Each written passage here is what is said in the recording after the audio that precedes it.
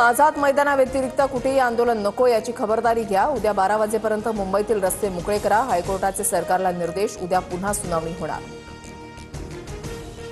मुंबईकरांना त्रास होईल असं वागू नका। रस्ते मोकळे करा। आझाद मैदानामध्ये गाड्या लावा, तिथेच झोपा, शेवटचं सांगतोय म्हणत मनोज जरांगेंचा हुल्लडबाजा नाट्य।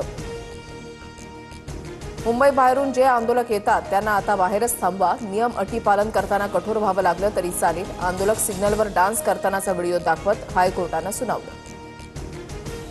जरांगेंच्या आंदोलनामध्ये अटी शर्तींसह दिलेल्या परवानगीचं उल्लंघन याबाबत हायकोर्टाची नाराजी। कोर्टाच्या कडक आदेशानुसार प्रशासन कारवाई करेल। मुख्यमंत्री फडणवीसांची प्रतिक्रिया। मराठा आणि कुणबी एक हा मूर्खपणा असं कोर्ट म्हणालंय। ओबीसींच्या वाट्यामध्ये दुसरे वाटेकरी नको, अन्यथा लाखोंच्या संख्येनं मुंबईमध्ये येऊ, मंत्री छगन भुजबळांचा इशारा। मराठा आणि कुणबी एकच हे फायनल, येवलावाल्याला आम्ही महत्त्व देत नाही, जरांगेंचा छगन भुजबळांवर पलटवार। जरांगे म्हणतात सर्व शेतकरी कुणबी, मग ब्राह्मण समाजही शेती करतो, त्यांनाही कुणबी म्हणायचं का? छगन भुजबळांचा सवाल।